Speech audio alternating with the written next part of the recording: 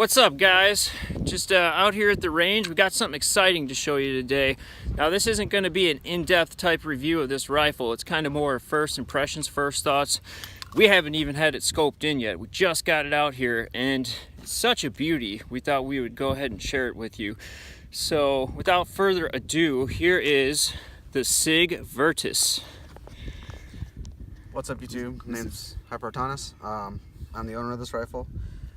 I just recently had a previous model, the original Gen 1 MCX from Sauer. I like the rifle so much that they caught me with the upgraded version, so I decided to trade in that rifle for this one. I got a pretty good deal on it, that's why. I only paid $800 out of pocket for this, but some of the things that Sig had done besides, they decided to upgrade their trigger, which is a way better trigger than the original mil-spec trigger. The original mil-spec trigger was 8 pounds. They also decided to do a heavy profile barrel on this, so you should be guaranteed more accuracy. They also actually moved the gas system out farther from the original short piston, also did an M-lock rail, and they did some other internal changes into the bolt carrier assembly. And one of the things they had done is decide to go to a tapered bolt lug. Also, they decided to go from the original skeletonized fixed stock to a telescoping 5-position stock. On this, I have a Vortex Strikefire 2 that was on the original one. I like this scope, however, I'm looking at changing it out due to I'm looking at saving weight. So I'm looking at something a little smaller, like a Trimcon MRO, or even trying one of Sig's new Romeo 4 models that they have. But I have yet to shoot this gun. I'm excited to shoot it. It also comes with one 30-round Lancer smokeless magazine. All right, well, let's get this thing sighted in, and we're glad you guys are watching the whole process of getting this going. Yeah, Adam, I can't blame you for upgrading from the Sig MCX. This is a beautiful looking animal. And also, as a teaser, unicorns do exist. This is the Sig P365. Keep it downrange. Yeah. That was my mistake. But it comes with Sig Light X-Ray 3 night sights, as you can see right there. Oh yeah. And the main thing about this gun is the fact that it's very similar to the size of a Glock 43, which is my main everyday carry, but instead of holding 6+1, it holds 10+1. I gotta say, it feels awesome in the hand, and the size is insane for that amount of capacity. It feels just like a Glock 43. Sig calls it is a high capacity micro compact pistol. Yeah. So stay tuned, and maybe in the future we'll get you a little bit of action on that new Sig pistol as well. Maybe get a review in. So, all right, fellas. Here goes Adam getting the thing sighted in a little bit better. Get some footage. I'm shooting this beautiful beast.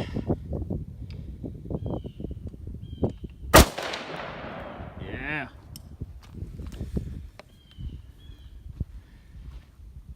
See that box down there? It's about 50 yards. Once we get that sighted in at 50 yards, we're going to take it down, get it sighted in at 100. Just a little easier to do this way because you can see exactly, easier to see where your bullets are landing at 50 yards. All right, that was me.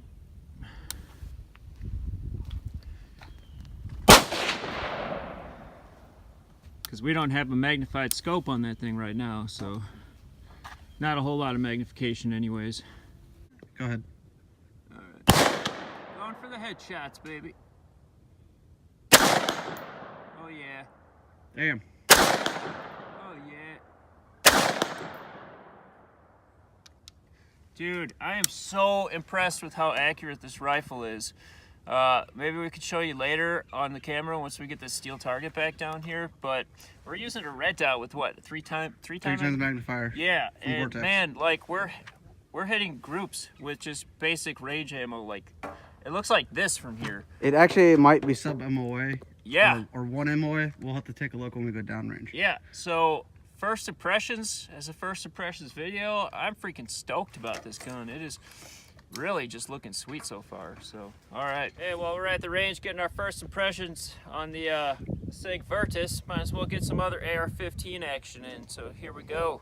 Got the LWR CIDI in bronze.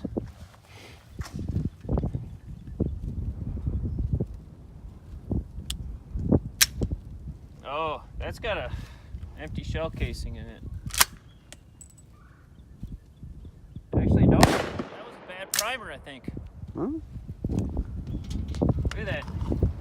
I've never had this happen with the LWRCI, never, but this is a very first. Yeah, it's got a light primer super strike. light primer strike. Out of probably 800 rounds through this rifle so far, never had a single malfunction. It's a little worrisome. If it had happened more than once, I'd definitely be worried, but maybe it's just a... So, Could be just bad ammo or hard primer. yeah, we'll see. Let's get some more rounds going through it, and we'll see what happens.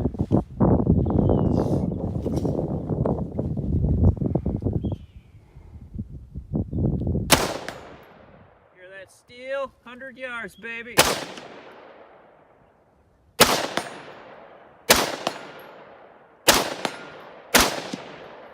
All right, 100 yards. Adam, do you want to take some shots here? I'll take the camera out and I'll point it at you. All right. All right, here goes. Here goes Adam. Oh, you smacked me. Oh. Not used to the iron sights on this thing. Going for 100 yards again. Oh. See if we can hear some steel ring. Is it empty? Yep. It's Oh, sorry, dude. I thought there was more ammo than that. Reload. You get a mag pull bad lever on this baby. Yeah. There we go. There's the steel ringing. One more, one more. Hopefully I can hit it.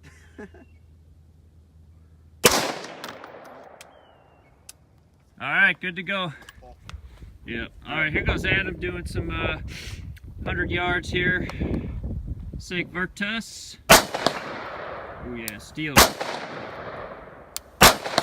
Steel. Oh yeah. I like that steel.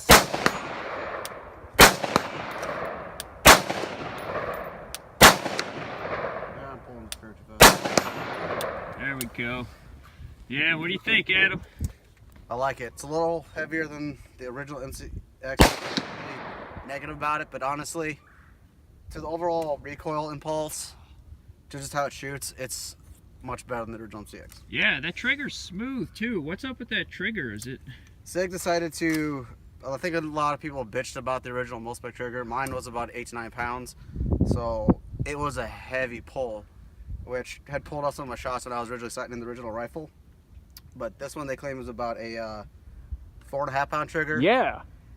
The overall take up is way smoother, resets crisper and cleaner, and the pull is just, it's much better. Yeah. When I was actually zeroing my rifle earlier, I was so used to having a trigger that I accidentally did a bump fire on it. So Totally. That's how you want a trigger to be, man. I'm sick of these super heavy triggers. I mean, I get why they put them in, but this is where you want it, right? It feels so good. It's in at 100 yards, but I would like to say, just feeling this rifle, it is super sturdy. Now, like every time I get a rifle, I always check to see how good the fitment is between the upper and the lower, and I'm trying to wiggle it. I'm trying to see if there's any wiggle room there. Absolutely none. It is super solid. It feels like just one piece. It doesn't even feel like an upper and a lower. And that goes the same to say with this rail. Like, I'm feeling that rail.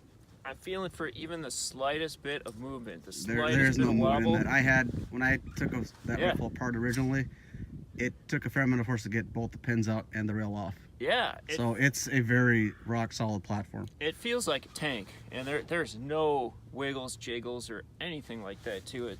So yeah, I mean, just very impressed. But let's get some more shooting in. There it is.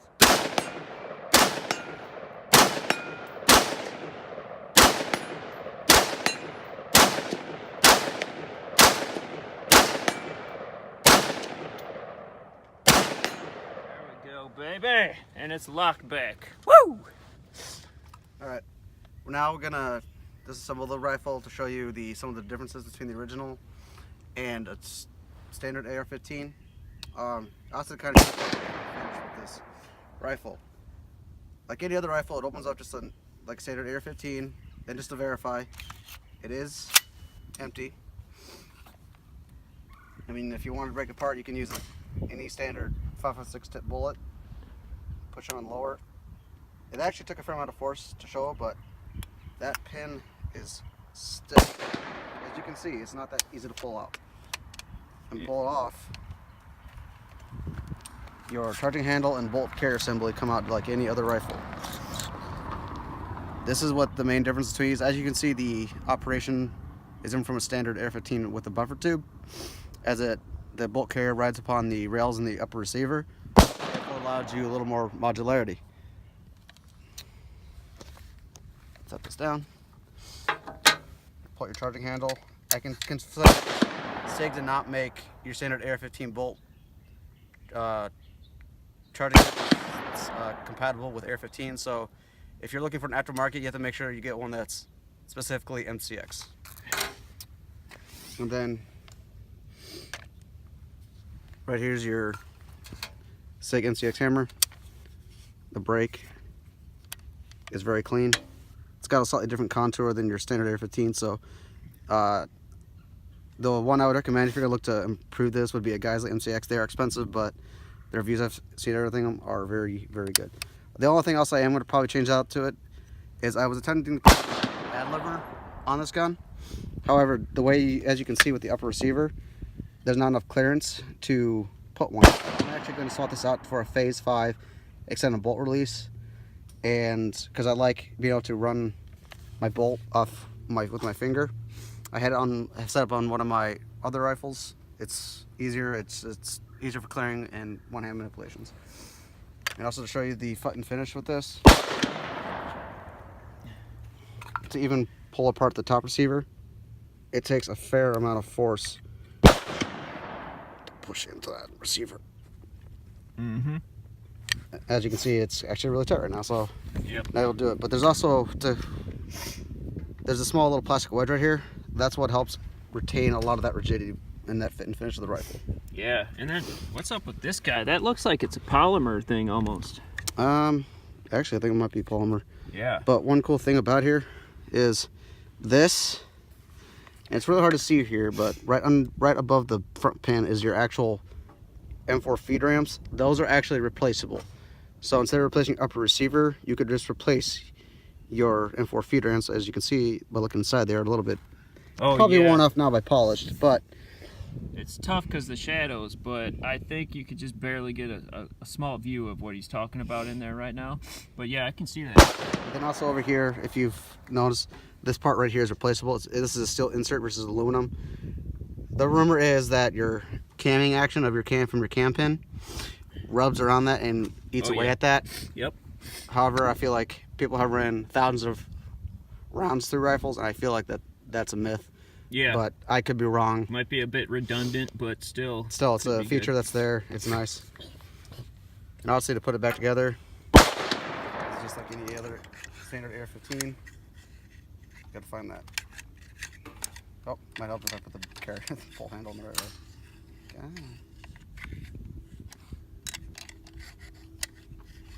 There it is. All right. Nope, got it. Pull the carry assembly back in.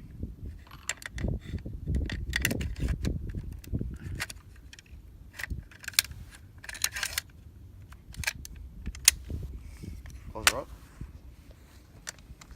Put your pin back in. Test function. And she's good to go. All right. Well, I guess that just about concludes it, eh, Adam? Yep. All right. So, I'm Justin. This is Adam. I'm Adam.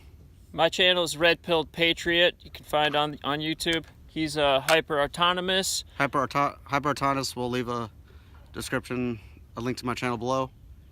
Yep. So thanks, guys. Stay free, and remember, if you don't exercise and use your rights, you will lose your rights. Yep. God bless.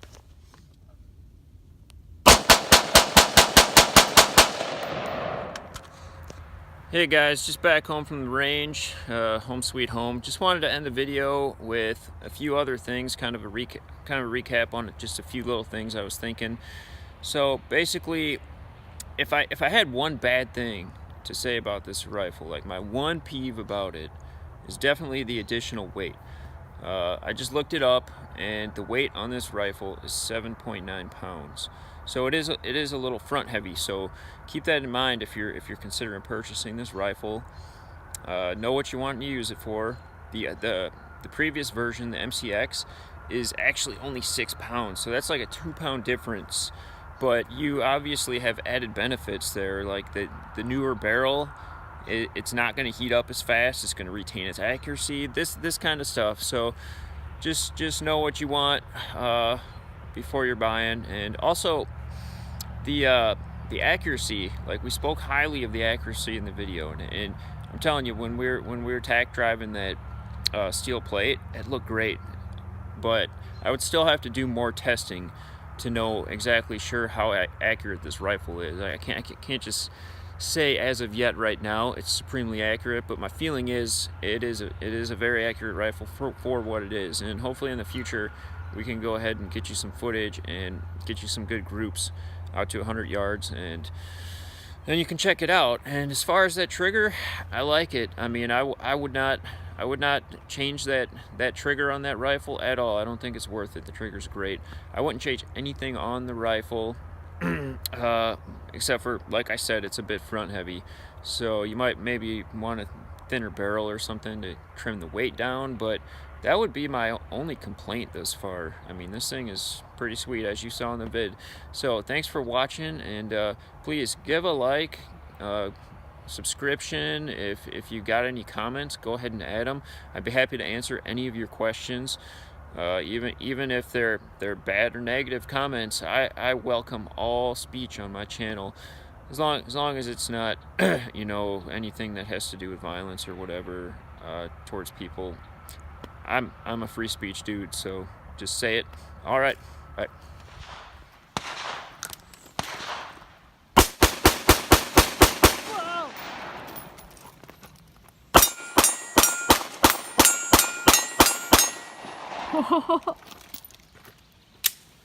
Whoa.